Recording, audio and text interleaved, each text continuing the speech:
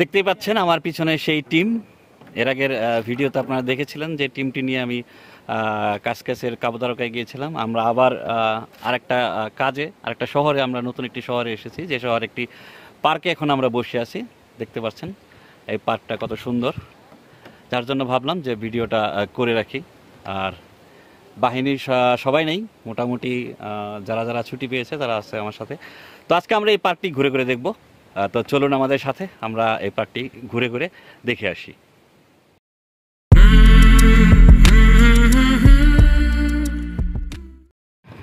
আমরা পর্তুগাল থেকে 2 ঘন্টা বাস জার্নি করে আমরা এসেছিলাম কাস্টেলো ব্রাঙ্কো, যেটিকে আসলে সাদা দুর্গ, বাংলায় যেটাকে সাদা দুর্গ বলে, এরকম একটি শহরে। এই শহরের বেশিরভাগই বিল্ডিং আসলে সাদা রঙের। আর এখানে অনেক পাহাড়ের উপরে অনেক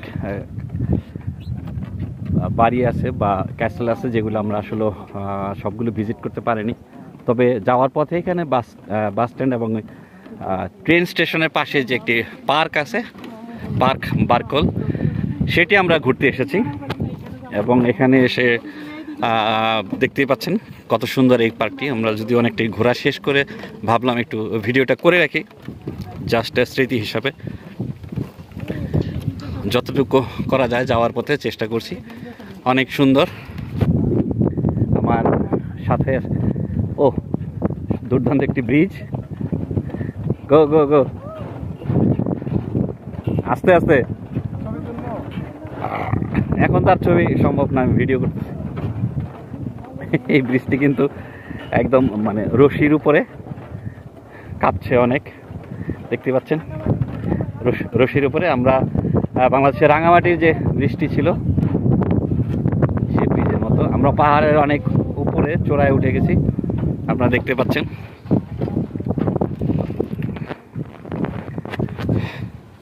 যে ব্রিজটি আমরা পার হলাম, এই ব্রিজটি আমরা পার হলাম, খুবই সুন্দর। যদিও রোদের বিপরীতে আসলে অনেক সময় ভালো বোঝা যাবে না। এই পার্কের এটি আসলে টপ পয়েন্ট, আমি আপনাদের দেখাচ্ছি। আমি শহর থেকে আসলে কত উপরে এই মুহূর্তে। পর্তুগালের সৌন্দর্যই এরকম, মানে পাহাড় সমুদ্র ঘেঁষা এই পর্তুগাল।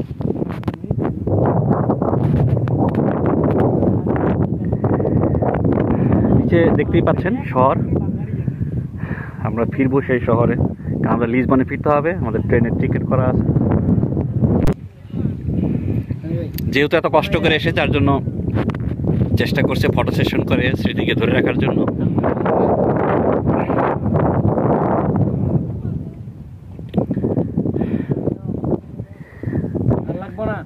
আমাদের নায়ক উমর সানি ভাই,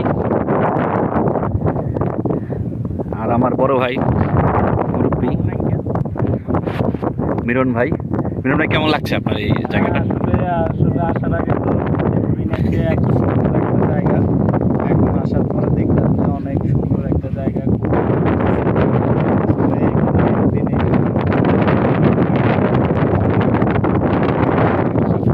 অথবা 3 দিনের ট্যুরে আসলে আমরা জিনিসটা আরো ভালোভাবে উপলব্ধি করতে পারতাম। আমাদের কাছে আপনি যতটুকু এই শহর ঘুরেছেন, এই শহর আপনার কাছে নতুনত্ব লেগেছে না? লিসবনের থেকে তো অন্যরকম নাকি? লিসবন থেকে আসলে এটা খুবই ব্যতিক্রম, অনেক সাজানো গোছানো পরিপাটি। আমার মনে হয় যারা এখানে আসতে চান, সকালে আসলে অন্তত সারাদিন যদি এখানে সময় অতিবাহিত করেন, আমার কাছে মনে হচ্ছে যে সবাই খুবই মজা করতে পারবেন, আনন্দ ভালো লাগবে। তো সবাই জন্য শুভকামনা রইল। যারা আসতে চান অবশ্যই আসবেন, ঘুরে যাবেন, নতুন একটা অভিজ্ঞতা হবে ইনশাআল্লাহ। আমরা ভবিষ্যতে নতুন কোথাও গেলে আপনাদেরকে পরবর্তীতে ভিডিও দিব এবং সেইটা সম্পর্কে আপনাদেরকে অবগত করবো। সবাইকে অসংখ্য ধন্যবাদ। আসসালামু আলাইকুম। যে শহরে এসেছি আমরা, সেই শহরের নাম কাস্টেলো ব্রাঙ্কো। পাবেন অনেক সুন্দর। সানি ভাই, অভিজ্ঞতা কেমন এই সিঁড়ি? আলহামদুলিল্লাহ, এত সুন্দর ভিউ এই পর্যন্ত মনে হয় না দেখতে পাইছি। সবাইকে আমন্ত্রণ জানাবো পর্তুগালের এই সিটিতে আসার জন্য। অনেক ভালো একটি ট্যুর হয়ে গেল আমাদের, দেখতেই পাচ্ছেন সবাই খুব উৎফুল্ল দেখাচ্ছে।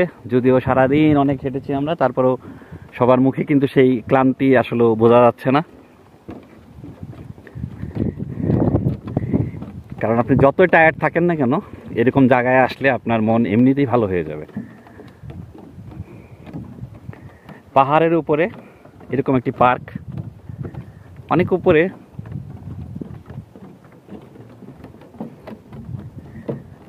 জায়গাটি অনেক বড়, লোকজন খুবই কম। আমরা এই 5 জন বাদে আর আমরা দেখেছি হয়তো 8-10 জন ছিল ট্যুরিস্ট। কারণ এই জায়গাটাতে এত ট্যুরিস্ট আসলে মনে হয় না আসলে আসে।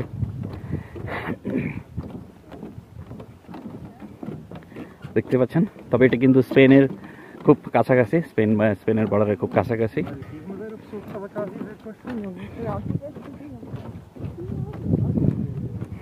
খুবই অল্প সংখ্যক ট্যুরিস্ট এখানে ঘুরতে আসে।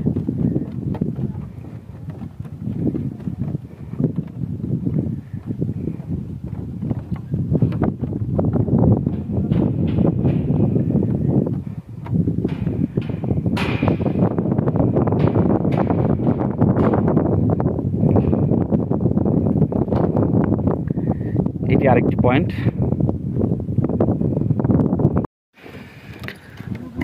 আমরা আস্তে আস্তে ফিরছি। কি এটা?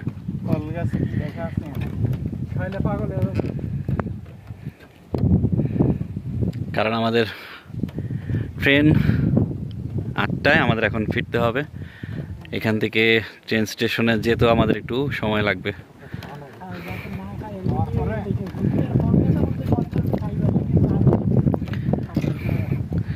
কোনো ফল টল খায় না, পরে পাগল হয়ে যাবেন।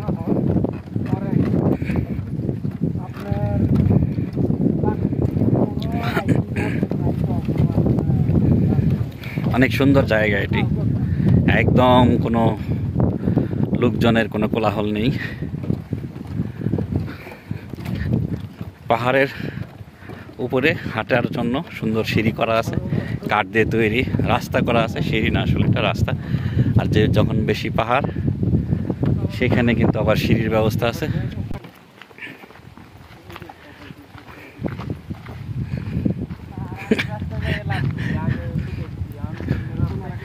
রাস্তা, আচ্ছা রাস্তা আমরা ভুল যাচ্ছি না তো?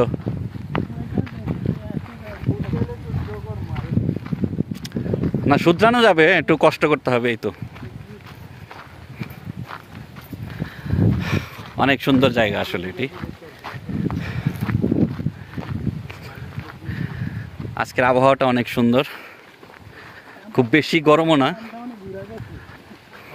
যতটুকু গরম বাতাস আছে সাথে, যার জন্য আসলে আমাদের আজকে পরিশ্রম কম। তবে এর আগে অনেক কাবুতারাগা যখন গিয়েছিলাম তখন অনেক গরম ছিল।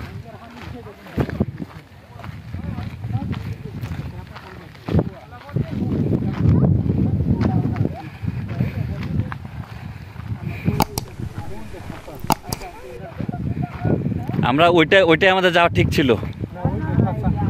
খাঁচা যাবো কোন দিক দিয়ে?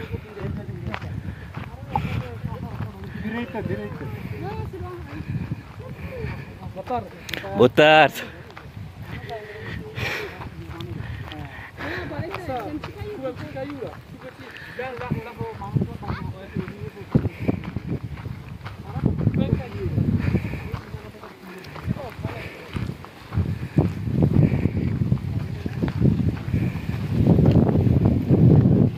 শহর থেকে কিন্তু আমরা অনেক উপরে, যাওয়ার পথে পথে হ্যাঁ পতাকা লাগবে, এরপরে পতাকা নিয়ে বের হবে।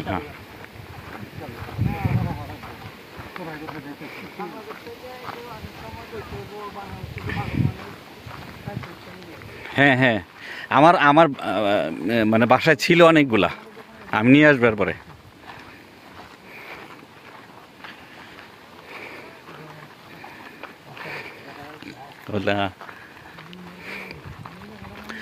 টুরিস্ট খুবই কম, কারণ এই শহরেই লোকজন নেই। আর এটা একদম স্পেনের বর্ডারের কাছে, এখান থেকে স্পেনে ঢুকতে 1 ঘন্টার ড্রাইভ।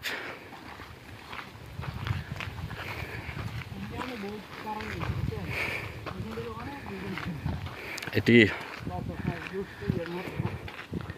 আপনার কখনোই বোরিং লাগবে না, আপনি যতই পাহাড়ে ওঠেন বোরিং লাগবে না, কারণ কিছুক্ষণ পর পর রাস্তার মধ্যে এত সুন্দর সুন্দর বসার জায়গা, এত সুন্দর নকশা করে রেখেছে যেটা আপনার মনকে, আপনার ক্লান্তি দূর করে দিবে। দেখতে পাচ্ছেন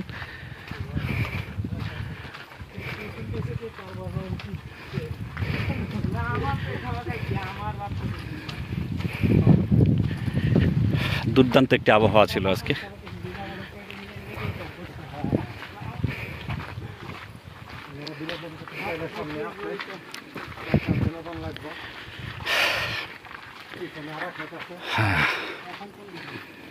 এখন বামে বামে বামে উল্টা পাল্টা ঘুরলে কিন্তু বিপদ হয়ে যাবো, ট্রেন মিস করব। যান মামা,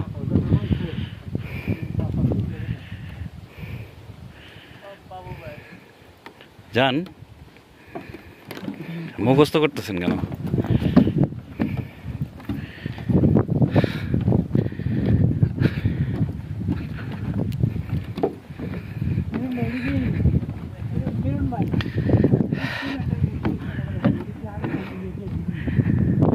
কাঠের তৈরি এই রাস্তাটি।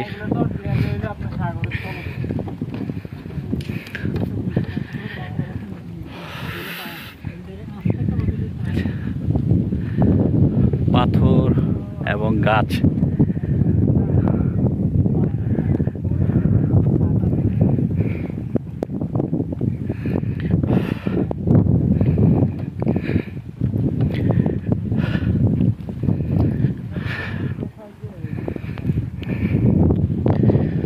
সবেমাত্র আমরা অর্ধেক রাস্তা শেষ করছি।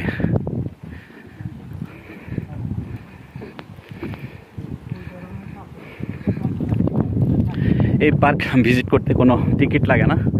কাস্টেলো ব্রাঙ্কো ট্রেন স্টেশনের ঠিক উল্টা পাশে এই পার্কটি। এখানে রাস্তার ডিরেকশনগুলো দেওয়া আছে, কারণ এখানে অনেক ছোট ছোট রাস্তা করা আছে।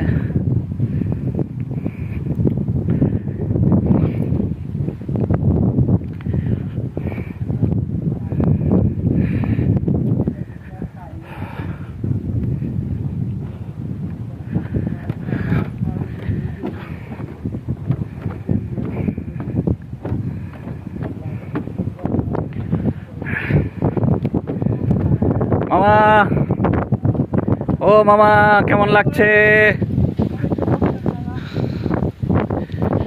ক্ষুধা লাগছে?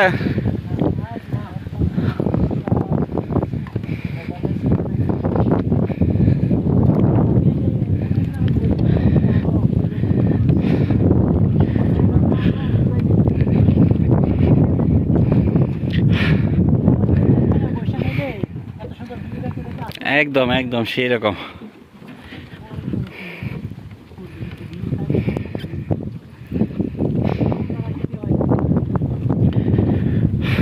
আমরা কাছাকাছি চলে এসেছি। যে বিল্ডিংগুলো দেখছেন শহরে, মূলত ওখানেই আমরা ফিরবো, আমাদের ট্রেন স্টেশন।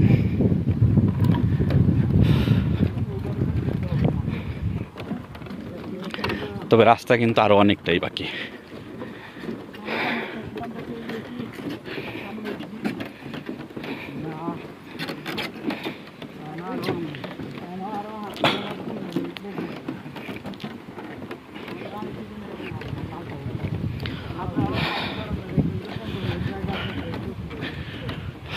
উঁচু নিচু পাহাড়ে সুন্দর করে কাঠের রাস্তা তৈরি করা আছে, আপনার হাঁটাটাই অনেক মসৃণ করে দেবে। না হলে এত উপরে ওঠা, শুধু পাহাড় দিয়ে থাকা পাথর দিয়ে ওঠা অনেক কষ্টকর। আর এই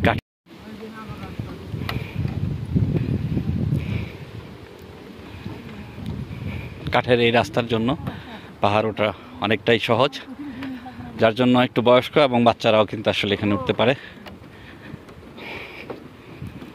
আমরা শহরের একদম কাছে চলে এসেছি, দেখতে পাচ্ছেন শহর।